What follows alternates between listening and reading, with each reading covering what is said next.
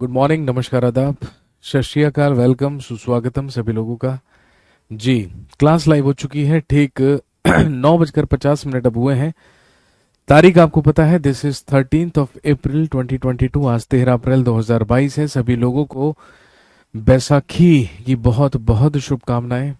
और आप जानते हैं कि भाई आज आज ही के दिन जलियांवाला बाग नरसंहार भी हुआ था। तो आज उसकी भी तिथि है, पुण्य तिथि। आप सभी लोगों का स्वागत है इस क्लास में। जल्दी से मुझे बताइए, लास्ट क्लास में हम लोगों ने क्या टॉपिक पढ़ा था। बस उसी के आगे से हमें कंटिन्यू करना होगा। जी। लास्ट क्लास में हम क्या पढ़ रहे थे, हमने कहाँ तक पढ़ा था, एक बार मुझे याद दिलाइए। बस उसी के आगे से हम कंटिन्यू करेंगे। जी।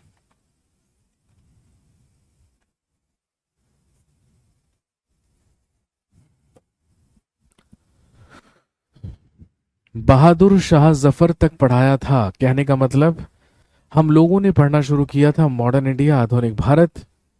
और मॉडर्न इंडिया में हम लोगों ने सबसे पहला जो टॉपिक पढ़ा था, वो हमने पढ़ा था डाउनफॉल ऑफ मुगल से, यानी कि मुगलों का पतन। और मैंने आपको बताया था कि जब अगली क्लास में हमारी मुलाकात होगी तो भाई हम पढ़ेंगे मॉडर्न इंडिया के ही एक और टॉपिक के बारे में, जिसमें हम बातचीत करेंगे किसके बारे में, about advent of Europeans in India. Heading डाल लीजिए। आज हम बात करने वाले हैं about advent of Europeans in India.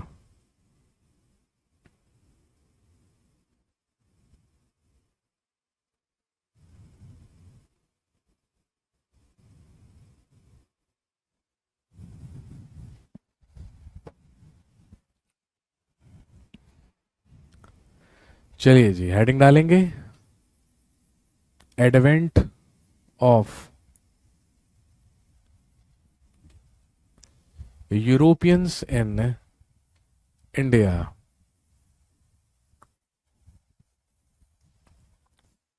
Hindi में लिखेंगे भारत में, भारत में यूरोपियों का आगमन।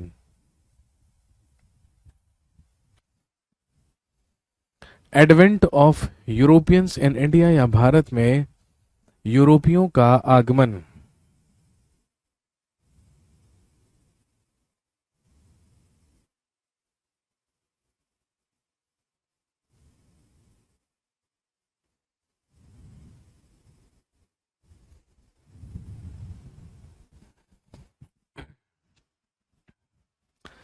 Advent of Europeans in India, या भारत में यूरोपियों का आगमन। इस टॉपिक में हम बात करेंगे उन यूरोपियन कंपनीज के बारे में, उन यूरोपियंस के बारे में जो भारत में व्यापार करने के उद्देश्य से आए, और व्यापार करते करते ही उन्होंने यहाँ पर डोमिनेट करना शुरू कर दिया, यहाँ पर अधिकार करना शुरू कर दिया। तो दोस्तों, हम ऐसी 5 यूरोपियन कंपनीज के बारे में बात करेंगे जो हमारे देश में आए थे, जिनका हमारे देश में आगमन हुआ था। तो ध्यान रखेंगे, यूरोपियन कंपनीज में भारत में आने वाले सबसे पहले हुए, हेडिंग डाल लीजिए, पोर्चुगीज। सबसे पहले लिखिए पोर्चुगीज या पुर्तगाली।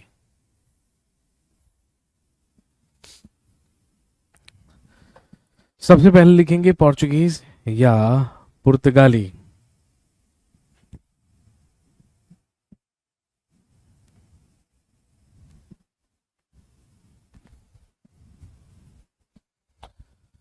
तो भारत में आने वाले यूरोपियन कंपनीज में सबसे पहले भारत में आने वाले हुए पुर्तगाली या पोर्चुगीज। भाई आप सब जानते हैं, पोर्चुगल या पुर्तगाल यूरोप में एक देश है, यूरोप में कंट्री है, और जिसकी राजधानी है लिस्बन। तो भारत में आने वाले जो सबसे पहले यूरोपियंस थे, वो कहां से आए थे?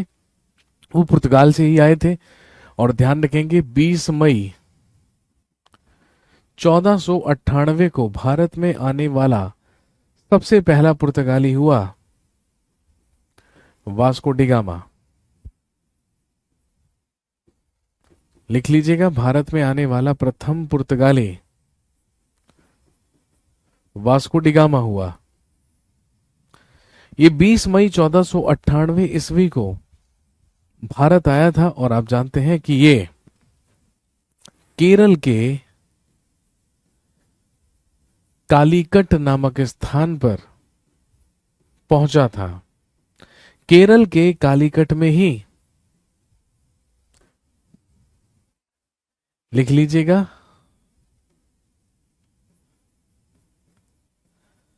कप्पक डाबू बंदरगाह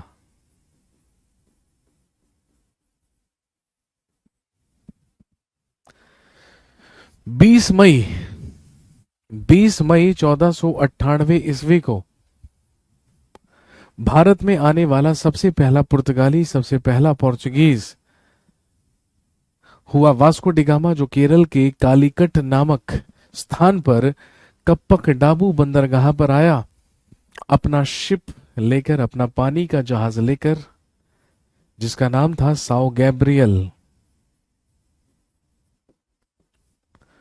और ध्यान रखेंगे, एक पथ प्रदर्शक की मदद से, जिसका नाम था अब्दुल मनीद।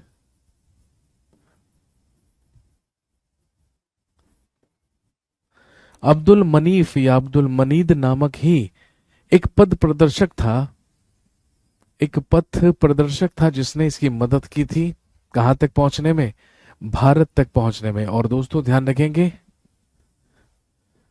90 दिन की समुद्री यात्रा करके,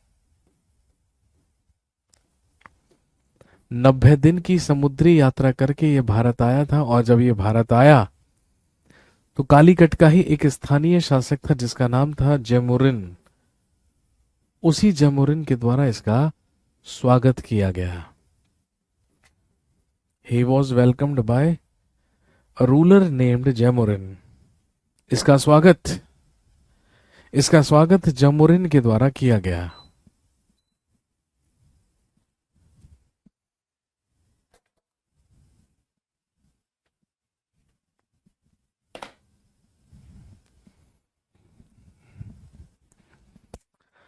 और हम सब जानते हैं, वास्को डिगामा के आने से ही 1498 में एस्टेब्लिश हुई पोर्चुगीज ईस्ट इंडिया कंपनी।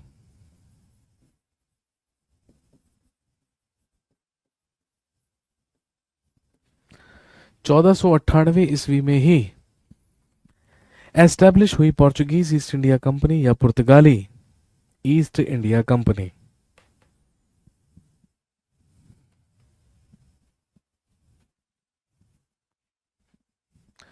तो भारत में आने वाला सबसे पहला पुर्तगाली, भारत में आने वाला प्रथम पुर्तगाली, सबसे पहला पोर्चुगीज कौन माना जाता है? वास्को डिगामा माना जाता है। इसके बाद भारत में आने वाला सेकंड पोर्चुगीज लिखेंगे द्वितीय पुर्तगाली,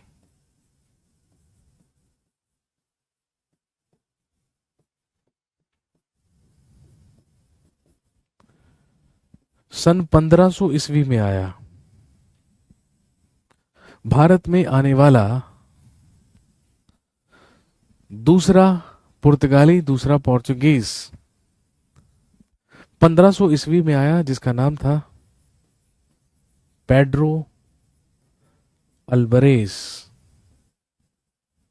कैब्राल।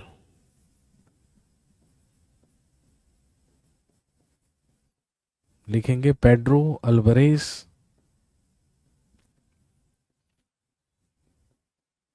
कैब्राल। ये कहलाता है भारत में आने वाला सेकंड पोर्चुगीज, यानी कि दूसरा पुर्तगाली।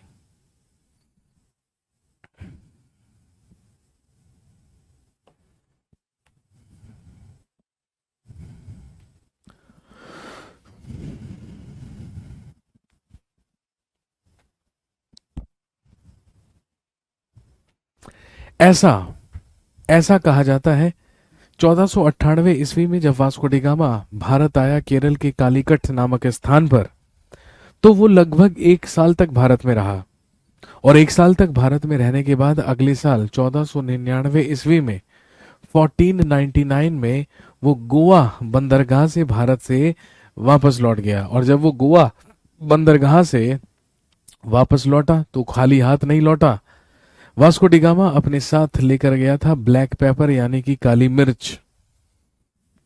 और जब वो काली मिर्च लेकर गया और उसने उस काली मिर्च को, उस ब्लैक पेपर को जाकर यूरोपियन देशों में बेचा या यूरोप में बेचा, तो पूरी की पूरी जर्नी का खर्चा निकालने के बावजूद भी उसे उस काली मिर्च से 60 गुना मुनाफा हुआ। और जब 60 गुना मुनाफा हुआ तो उसे रियलाइज हुआ कि यदि भारत की इतनी छोटी सी चीज भी हमें इतना ज्यादा मुनाफा दे सकती है, इतना ज्यादा फायदा दे सकती है, तो पूरे के पूरे भारत से हमें कितना फायदा होगा। इसीलिए he decided to get back to India. इसीलिए इसने डिसाइड किया कि ये भारत वापस लौटेगा। 1500 ईस्वी में पेड्रो अल्बरेज कैब्राल नामक एक और पुर्तगाली भारत में आने वाला दूसरा पुर्तगाली कहलाता है। लेकिन ध्यान रखेंगे 1502 ईस्वी में, लिख लीजिए, वास्को डिगामा अराइव्ड अगेन।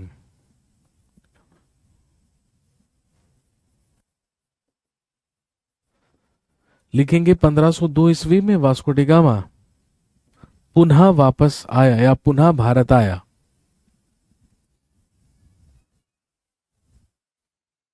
इन 1502 वास्को डिगामा अराइव्ड अगेन।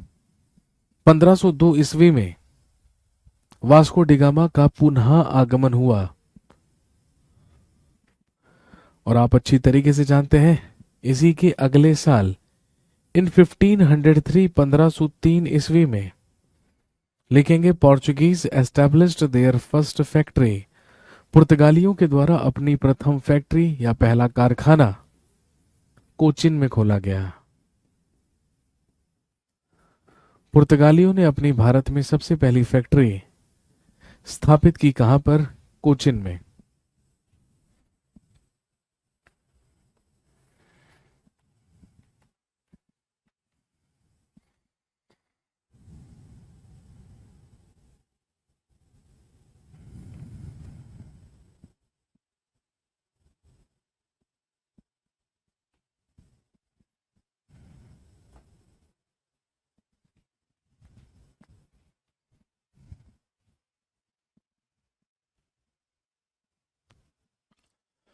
तो पुर्तगालियों की सबसे पहली फैक्ट्री कोचिन में स्थापित की गई 1503 ईस्वी में।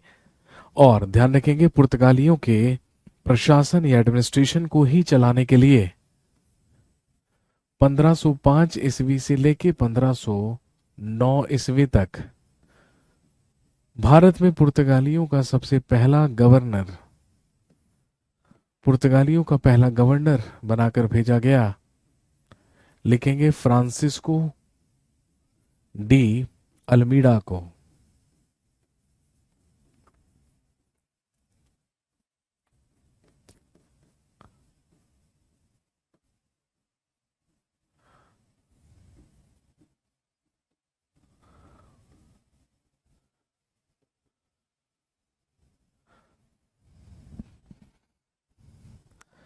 भारत में पुर्तगालियों का सबसे पहला गवर्नर, भारत में पुर्तगालियों का सबसे पहला गवर्नर 1505 ईस्वी से लेके 1509 ईस्वी तक बनकर आया फ्रांसिस्को डी अल्मीडा।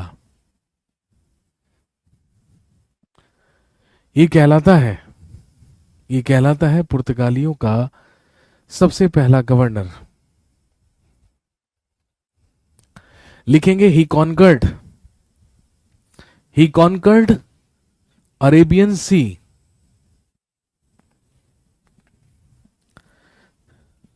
लिखेंगे, he conquered Arabian sea from Arabians. लिखेंगे, इसने अरबों से अरब सागर पर अधिकार किया। क्योंकि जब पुर्तगाली भारत में आए थे तो उस समय पूरे के पूरे अरेबियन सी पर, पूरे के पूरे अरब सागर पर अरेबियंस का ही डोमिनेंस हुआ करता था। वही लोग यहां पर व्यापार किया करते थे। लेकिन फ्रांसिस्को डी अल्मीडा ने एक एक करके पूरा का पूरा व्यापारिक एकाधिकार समाप्त कर दिया अरेबियंस का। और ध्यान रखेंगे अब पूरे के पूरे अरब सागर पर अब पूरे के पूरे अरब सागर पर अधिकार हुआ किसका? पुर्तगालियों का या पोर्चुगीज का?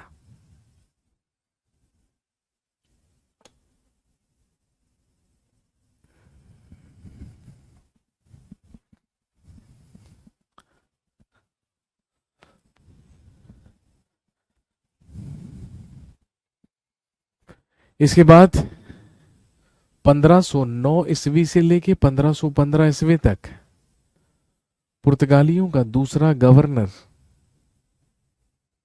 बनाया गया, लिखेंगे अल्फोंसो डी अल्बुकर्क।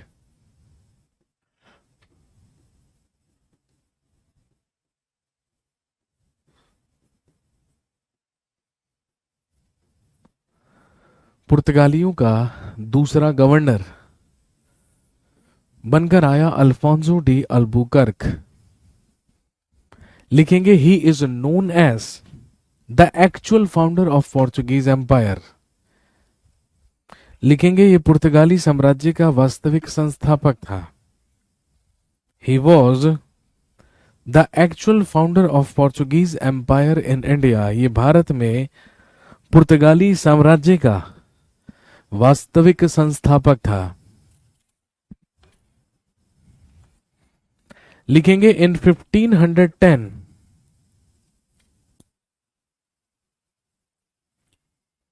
लिखेंगे इन 1510 1510 ईस्वी में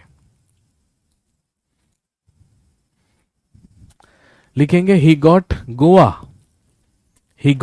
Goa from Adil shahi Sultan of Bijapur. लिखेंगे 1510 ईस्वी में इसने बीजापुर के आदिल शाही सुल्तान से गोवा प्राप्त किया।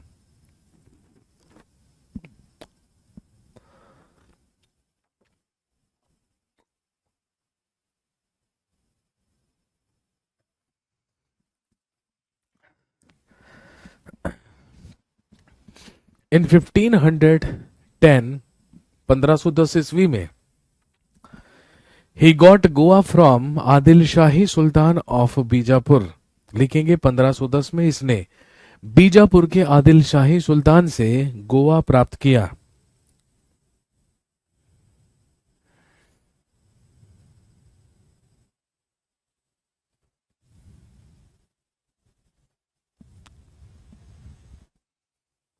इसके अलावा in 1511 he conquered Malacca and in 1515 he conquered हरमुज।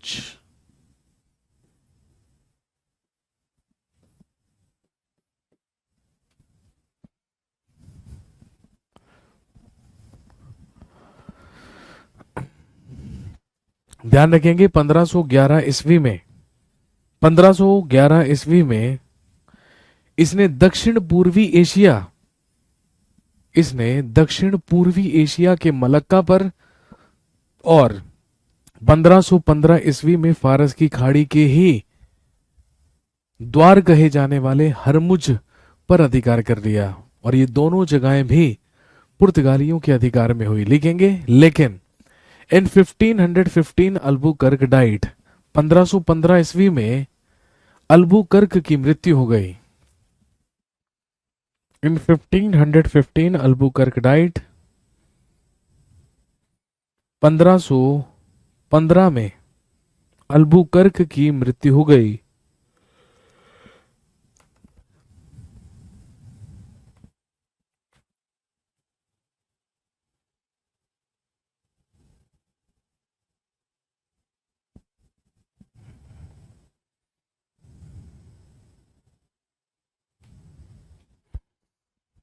इसके बाद 1529 ईस्वी से लेके 1538 ईस्वी तक लिखेंगे पुर्तगालियों का तीसरा गवर्नर बनाकर भेजा गया नीनो डिकुना को।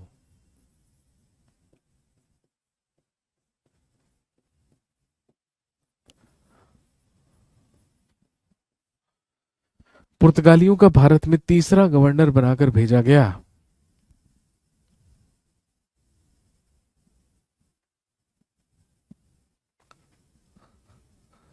1529 से 1538 ईस्वी तक पुर्तगालियों का तीसरा गवर्नर आया नीनो डी कूना।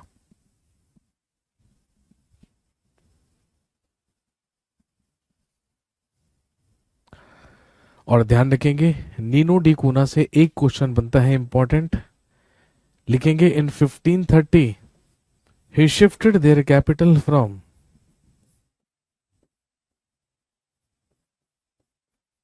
कोचिन टू गोवा। लिखेंगे इसी ने 1530 ईस्वी में पुर्तगालियों की राजधानी को कोचिन से गोवा स्थानांतरित किया। इसी ने पुर्तगालियों की राजधानी को इसी ने पुर्तगालियों की राजधानी को कोचिन से गोवा स्थानांतरित किया। और आप जानते हैं कि पुर्तगालियों की राजधानी क्या रही?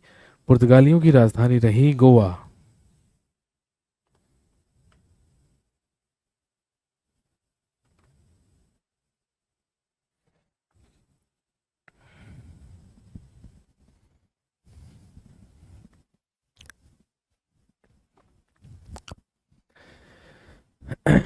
ध्यान रखेंगे, यूरोपियंस में पुर्तगाली भारत में आने वाले सबसे पहले थे, लेकिन ये भारत से गए सबसे बाद में। 1961-62 तक पुर्तगाली गोवा और दमन दीव में रहे और आखिरी बार 1961 में 1961 में इन्हें गोवा और दमन दीव से निकाला गया और 1962 में 1962 में गोवा को और साथ में दमन और दीव को क्या बना दिया गया? यूनियन टेरिटरीज यानी कि संघ शासित क्षेत्र बना दिया गया। इसके अलावा आपको ध्यान रखना है कि वो कौन कौन सी चीजें थी जो पुर्तगाली ही भारत में लेकर आए थे अपने साथ। तो ध्यान रखेंगे, पुर्तगाली ही भारत में अपने साथ लेकर आए पोटैटो। लिखेंगे भारत में आलू की खेती की शुरुआत करने वाले सबसे पहले कौन हुए? पुर्तगाली। पुर्तगालियों ने ही भारत में आलू की खेती शुरू की। यही लेकर आए भारत में टोबैको, तंबाकू। इसके अलावा रेड चिली, लाल मिर्च। इसके अलावा इन्हीं के द्वारा भारत में शिप बिल्डिंग यानी कि जहाज निर्माण की शुरुआत की गई। इसी के अलावा जो भारत में चर्च बनाए जाते थे, जो चर्च के कैथोलिक मॉडल थे, वो भी भारत में शुरू किए। किसने? पुर्तगालियों ने। पुर्तगालियों ने ही भारत में या भारत का व्यापार शुरू किया किसके साथ? जापान के साथ। और सबसे इंपॉर्टेंट कंट्रीब्यूशन ध्यान रखेंगे, पुर्तगाली ही भारत में लेकर आए सबसे पहले प्रिंटिंग प्रेस। भारत में प्रिंटिंग प्रेस की शुरुआत भी सबसे पहले भारत में प्रिंटिंग प्रेस की भी शुरुआत करने वाले सबसे पहले कौन माने जाते हैं? पुर्तगाली माने जाते हैं।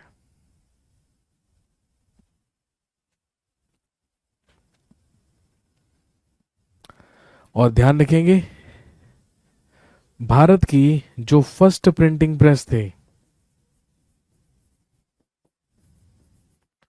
भारत की पहली प्रिंटिंग प्रेस 1556 में 1556 में, ध्यान रखेंगे, गोवा में स्थापित की गई थी।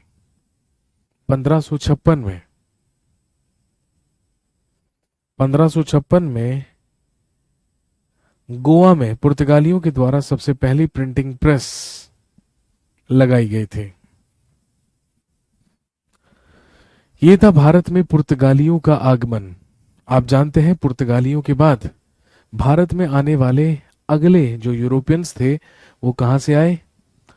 नीदरलैंड्स या हॉलैंड से आए। और आप जानते हैं नीदरलैंड या हॉलैंड के लोग क्या कहलाते हैं? डच। पुर्तगालियों के बाद भारत में आने वाले पुर्तगालियों के बाद भारत में आने वाले दूसरे यूरोपियंस हुए डच।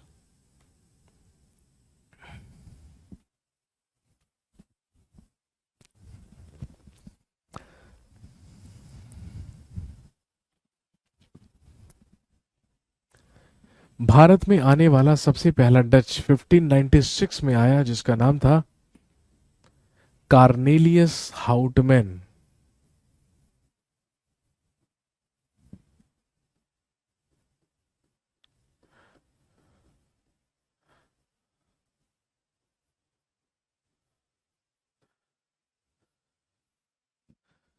भारत में आने वाला सबसे पहला डच कहलाता है कार्नेलियस हाउटमैन।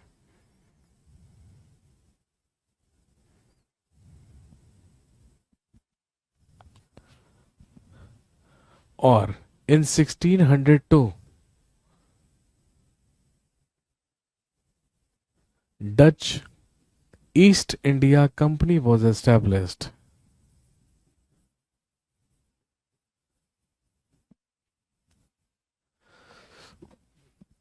और लिखेंगे 1602 ईस्वी में डच ईस्ट इंडिया कंपनी 1602 ईस्वी में स्थापना हुई डच ईस्ट इंडिया कंपनी की।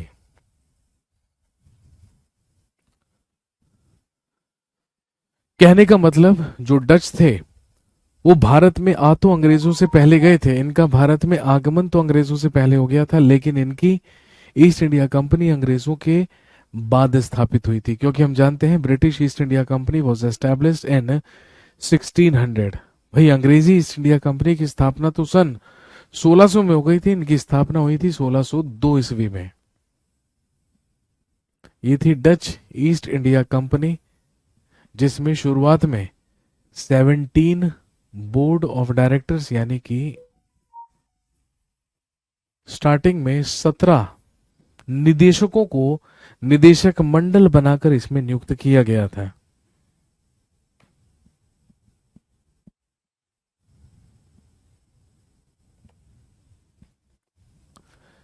इसके बाद ध्यान रखेंगे इन 1605 1605 ईस्वी में they established their first factory in Masulipatnam. डचों ने भारत में अपनी प्रथम फैक्ट्री मुसलीपट्टनम में स्थापित की 1605 ईस्वी में। 1605 ईस्वी में डचों की सबसे पहली फैक्ट्री मुसलीपट्टनम में स्थापित की गई।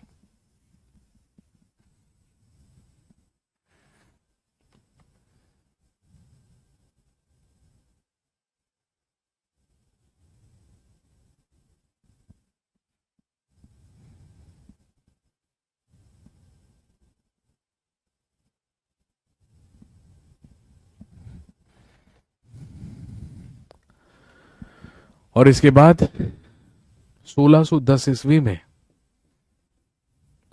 दे established their second factory in Pulicat.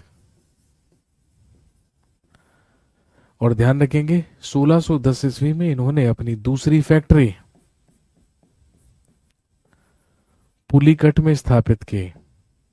लेकिन फर्स्ट फैक्ट्री इन बंगाल, लेकिन बंगाल में डचों ने अपनी सबसे पहली फैक्ट्री 1627 में लगाई। बंगाल में इनके द्वारा अपनी सबसे पहली फैक्ट्री 1627 ईस्वी में लगाई गई थी, जो कहां पर लगी थी, लिखेंगे पिपली में।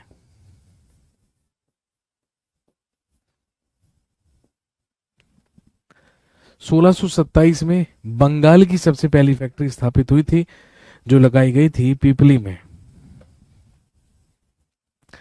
लिखेंगे Dutches issued golden coins in India. डचों ने भारत में स्वर्ण सिक्के चलवाए।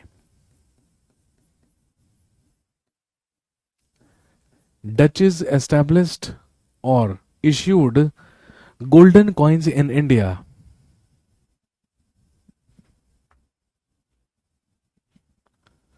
इन्होंने भारत में स्वर्ण सिक्के चलवाए, जिन्हें पैगोडा कॉइन्स या जिन्हें पैगोडा सिक्के कहा जाता था। जिन्हें पेगोडा कॉइन्स या पेगोडा सिक्के कहा जाता था।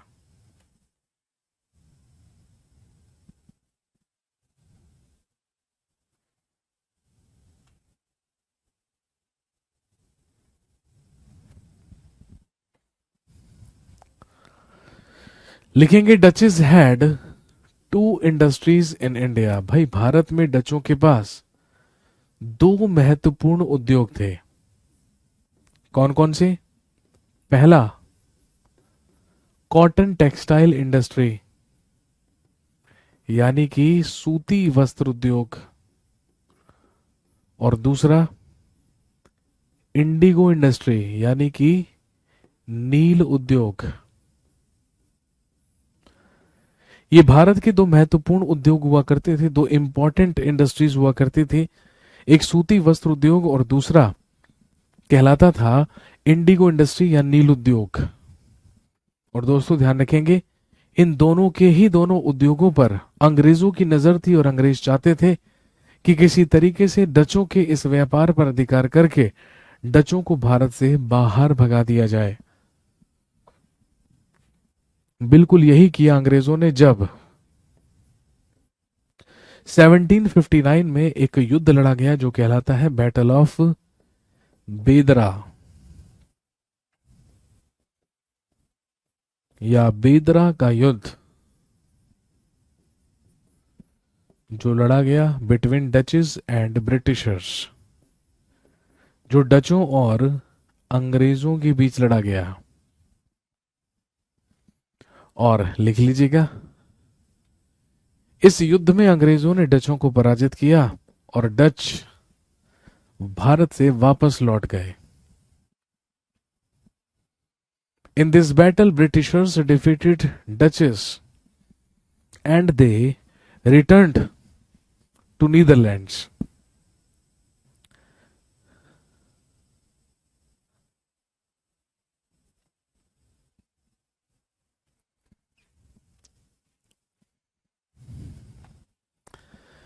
इस युद्ध में अंग्रेजों ने डचों को पराजित किया। इस युद्ध में अंग्रेजों ने डचों को पराजित किया और डच वापस नीदरलैंड या हॉलैंड लौट गए।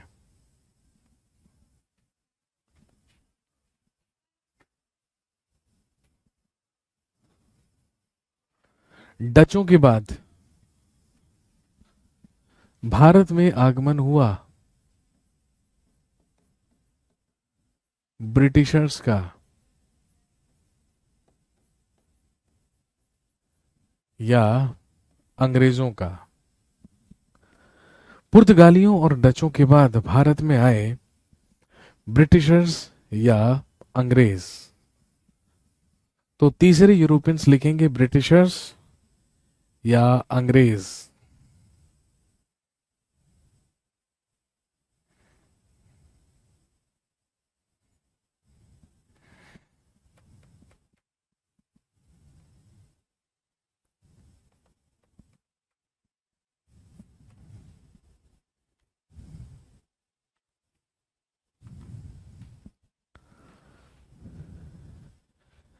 लिखेंगे इन 1599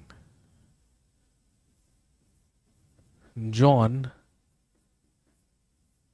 मिल्डेनहाल is considered as the first Britisher who arrived India.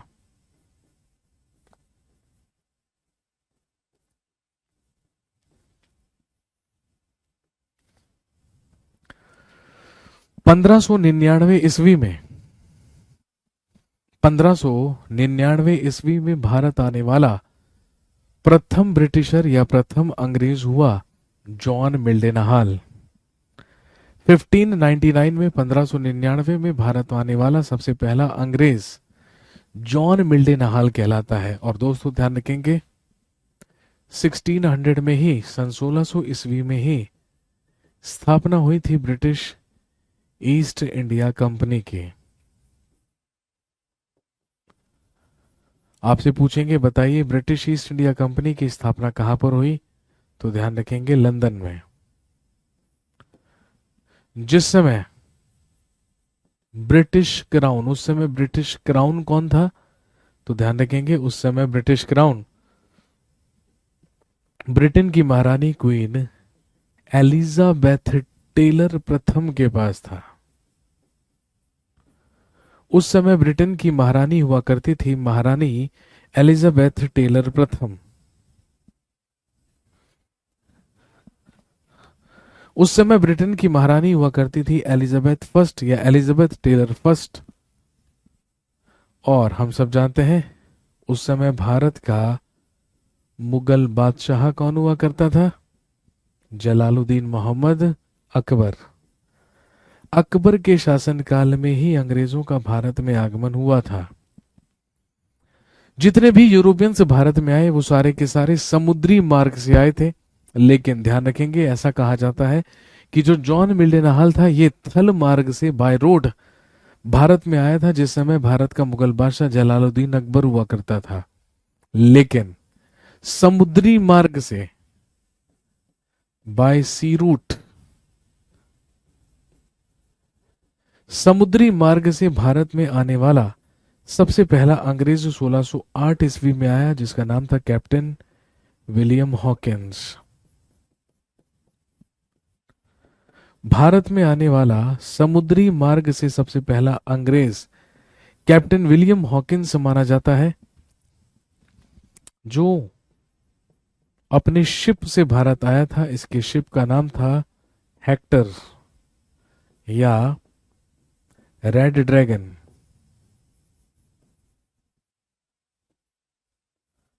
Hector या रेड ड्रैगन नाम के एक शिप से ये समुद्री मार्ग से भारत में आने वाला सबसे पहला ब्रिटिशर था, सबसे पहला अंग्रेज था।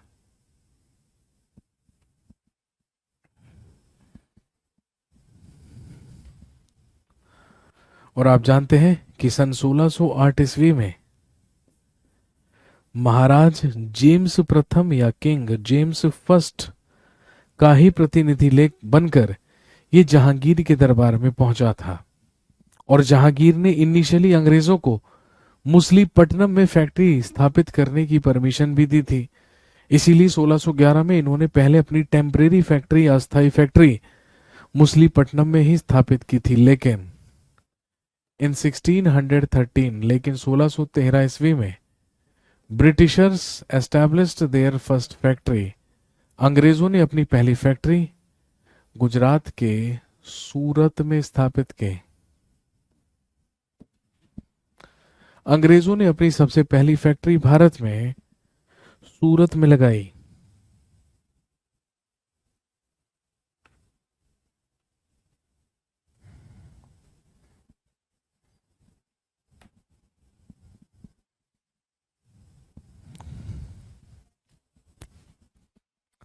और 1615 में जहांगीर के ही दरबार में एक और ब्रिटिशर आया, जिसका नाम था सर टॉमस रो। इसके बाद धीरे धीरे भारत में अंग्रेजों ने अपने व्यापार को विस्तृत करना शुरू किया, उसको एक्सपेंड करना शुरू किया। और ध्यान रखेंगे,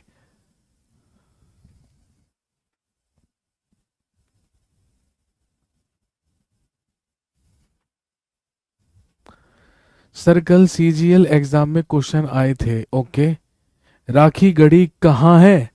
भाई इससे आसान क्वेश्चन और क्या हो सकता है? हरियाणा के हिसार जिले में है राखी गढ़ी। दूसरा क्वेश्चन, कनिष्क किस वंश का संस्थापक था? भाई कुषाण वंश का राजा था कनिष्क, लेकिन वो संस्थापक नहीं था। क्वेश्चन गलत पूछ रहे हो आप। यदि आप कनिष्क पूछ रहे हैं तो क्वेश्चन सिर्फ ये होगा कि कनिष्क किस वंश का था। कुषाण वंश का था कनिष्क, लेकिन वो संस्थापक नहीं था कुषाण वंश का। ठीक है। और तीसरा सवाल क्या पूछा भाई आपने? देखें जरा, आसान आसान क्वेश्चन आते हैं यार एग्जाम में। इससे आसान क्वेश्चन और क्या चाहिए बताओ? ये रहा, ये लो। तैमूर ने किसके शासनकाल में अटैक किया था? याद कीजिए, तुगलक वंश और तुगलक वंश का सुल्तान नसीरुद्दीन महमूद। याद आया? 1394 ईस्वी से लेके 1414 ईस्वी तक दिल्ली सल्तनत में तुगलक वंश का सुल्तान हुआ नसीरुद्दीन महमूद। उसी के शासनकाल में 1398 में तैमूर का आक्रमण हुआ। क्वेश्चन सीजीएल के हैं, है ना, लेकिन इनके लिए ऑप्शंस की भी जरूरत नहीं है, इतने इजी क्वेश्चन पूछे गए हैं।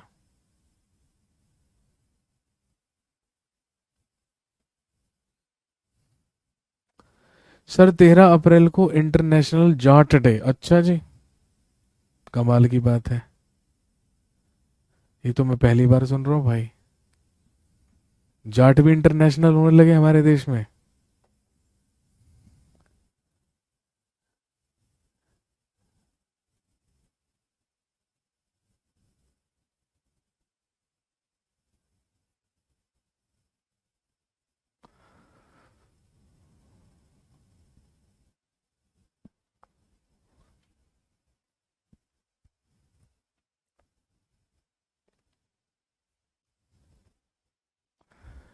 सर हमारी कोचिंग सेंटर में वास्को डिगामा के शिप का नाम रेड ड्रैगन बताया था। नहीं मेरे भाई, कैप्टन विलियम हॉकिंस के शिप का नाम था हेक्टर या रेड ड्रैगन।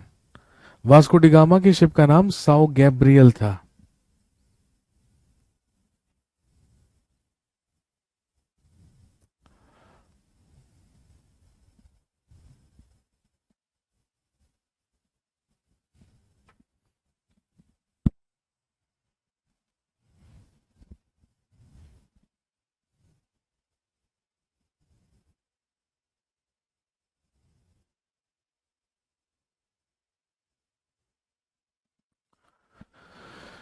हाँ हाँ जी, तो 1615 ईस्वी में हम सब जानते हैं भारत में आने वाला या जहांगीर के दरबार में आने वाला दूसरा अंग्रेज हुआ सर टॉमस रो।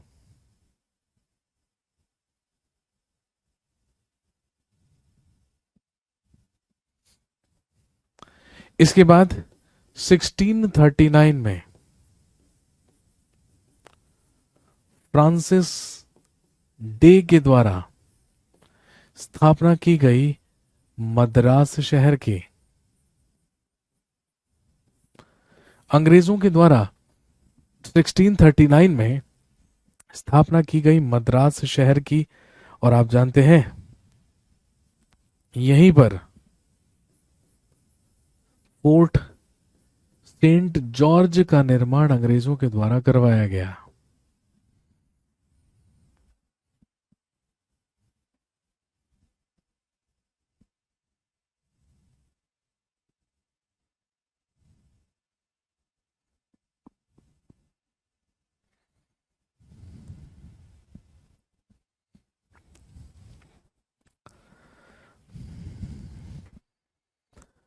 इसके बाद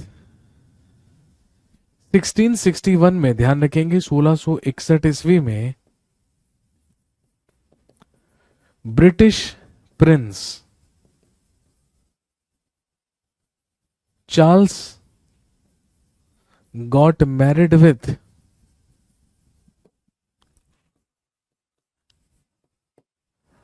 इन 1661 British prince Charles got married with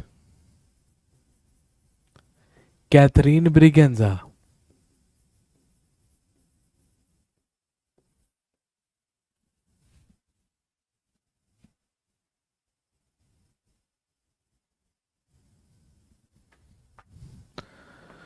1661 ईस्वी में, 1661 ईस्वी में ध्यान रखेंगे अंग्रेजों का ही एक राजकुमार हुआ करता था, अंग्रेजों का ही प्रिंस हुआ करता था चार्ल्स सेकंड। उसी चार्ल्स सेकंड का जो विवाह था, जो शादी थी, वो पुर्तगालियों की राजकुमारी से करवाई गई जिसका नाम था कैथरीन ब्रिगेंजा। अभी तक बंबई पुर्तगालियों के ही अधिकार में था, लेकिन जब प्रिंस चार्ल्स और कैथरीन ब्रिगेंजा का विवाह हुआ तो पुर्तगालियों के द्वारा प्रिंस चार्ल्स को दहेज में दे दिया गया बंबई। और ध्यान रखेंगे 1668 ईस्वी में Charles gave Bombay to East India company.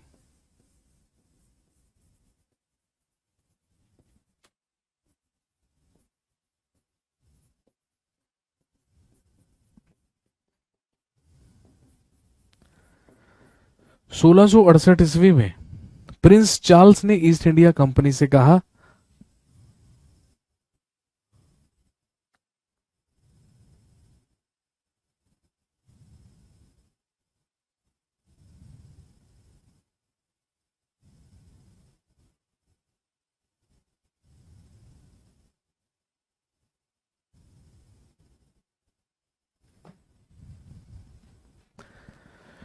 1668 में चार्ल्स के ही द्वारा बंबई को 10 पाउंड सालाना किराए पर ईस्ट इंडिया कंपनी को दे दिया गया।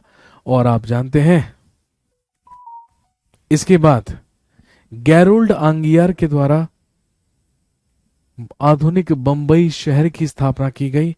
और एक और प्रेसिडेंसी अंग्रेजों की भारत में बनी, जो आगे चलकर कहलाई बॉम्बे या बंबई। भाई आप सब जानते हैं, मद्रास, बंबई और कलकत्ता, ये तीन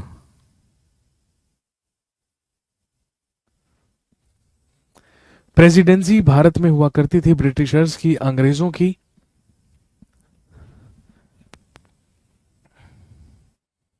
तो इसके बाद आपसे क्वेश्चन पूछेंगे, who was the founder of Bombay? तो नाम ध्यान रखेंगे, गैरोल्ड आंगियार। गैरोल्ड आंगियार ने स्थापना की थी बंबई की।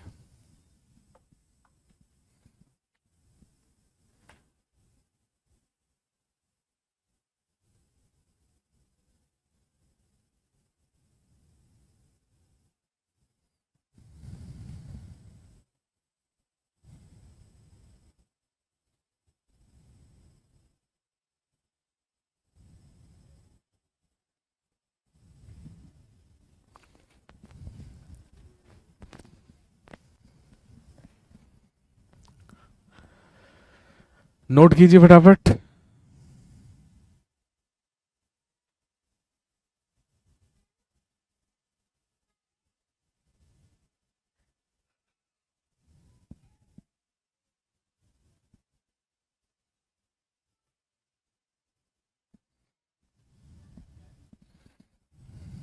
इसके बाद लिखेंगे, इन 1700 जॉब चारनॉक फाउंडेड।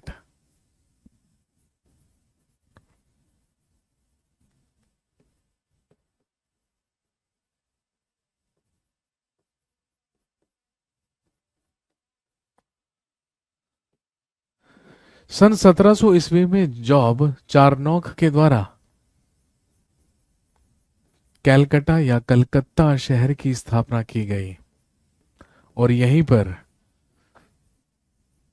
आप जानते हैं स्थापना की गई फोर्ट विलियम्स की। यहीं पर अंग्रेजों के द्वारा एक किला बनवाया गया, जो कहलाता है फोर्ट विलियम्स।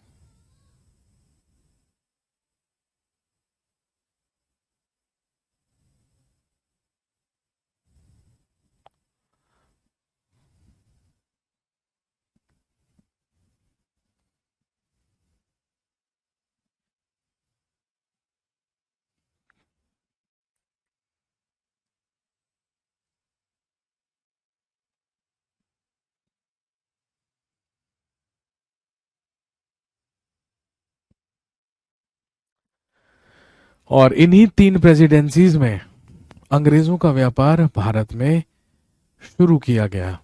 इसके बाद भारत में आने वाले अगले यूरोपियंस से लिखेंगे डेन्स या डेनिश। और आप सब जानते होंगे, डेनमार्क के लोगों को ही क्या कहा जाता है? डेन्स या डेनिश कहा जाता है। In 1616 Danes East India Company was established. अंग्रेजों के बाद भारत में आने वाले लोग थे डेनिश। 1616 ईस्वी में डेनिश ईस्ट इंडिया कंपनी की स्थापना की गई।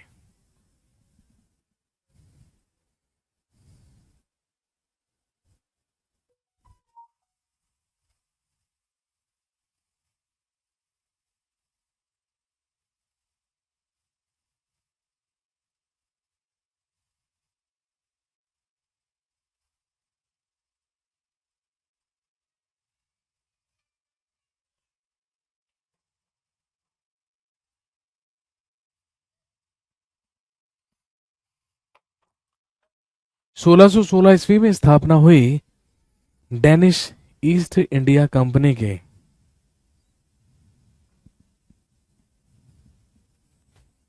और ध्यान रखेंगे in 1620 they established their first factory in Tranquebar, या जिसे त्रावणकोर कहा जाता है। तंजौर जिले में है त्रावणकोर, जहां पर डेन्स की सबसे पहली फैक्ट्री स्थापित की गई 1620 ईस्वी में।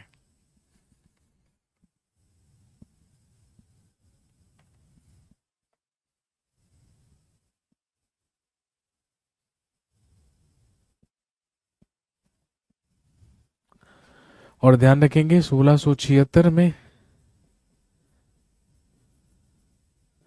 They established their second factory in Shrirampur, Bengal.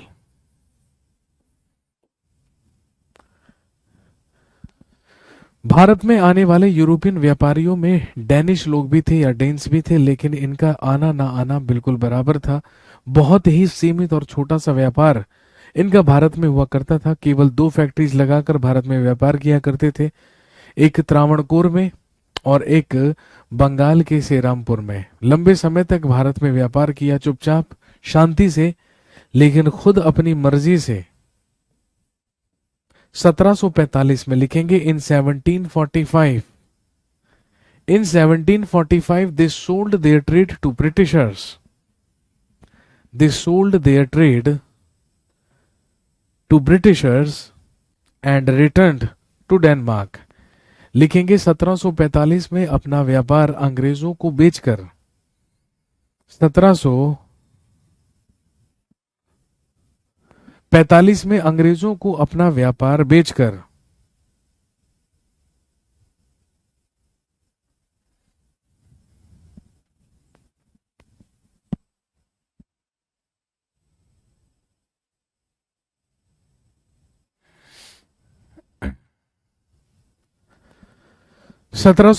में अंग्रेजों को अपना व्यापार बेचकर ये डेनमार्क वापस लौट गए। इनके वापस जाने के बाद स्वीडन से भी भारत में आए लोग। और ध्यान रखेंगे 1731 में स्थापना हुई थी स्वीडिश ईस्ट इंडिया कंपनी की। कहने का मतलब भारत में स्वीडन से भी लोग आए थे, लेकिन इन्होंने अपना व्यापार भारत में नहीं बल्कि चीन में यानी कि चाइना में स्थापित किया। तो इन्हें कंसीडर करने की जरूरत नहीं है एग्जाम पॉइंट ऑफ व्यू से। दोनों में से कोई भी इंपॉर्टेंट नहीं है, ना तो डेन्स और ना ही स्वीडिश। यहां से क्वेश्चंस नहीं बनते हैं। क्वेश्चंस या तो पुर्तगालियों से बनेंगे या अंग्रेजों से बनेंगे, ठीक है, या फिर फ्रेंच से बनेंगे।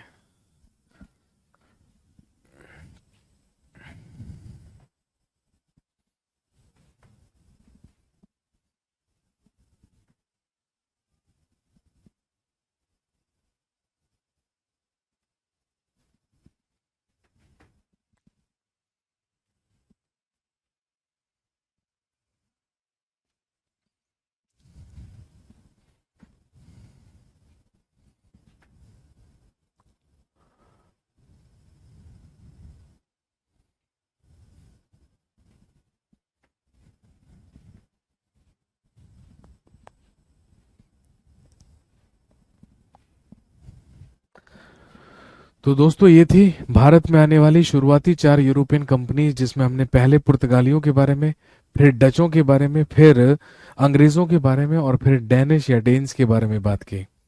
आज की कहानी को यहीं तक रखेंगे। कल आपसे फिर से मुलाकात होगी और कल हम पढ़ेंगे भारत में आने वाले आखिरी और लास्ट यूरोपियंस के बारे में, जिसमें हम पढ़ेंगे फ्रेंच यानी कि फ्रांसीसियों के बारे में, और बात करेंगे कुछ एंग्लो फ्रेंच वॉर्स के बारे में, बात करेंगे कुछ आंग्ल फ्रांसीसी युद्धों के बारे में। तो कल हम इस टॉपिक को कंप्लीट करेंगे और इस टॉपिक को कंप्लीट करते ही अगला टॉपिक हमारा जो हम कल ही कवर करेंगे वो होगा द रिवोल्ट ऑफ 1857, 1857 का विद्रोह। चलिए आज के लिए इतना ही। Thank you very much. Have a nice day.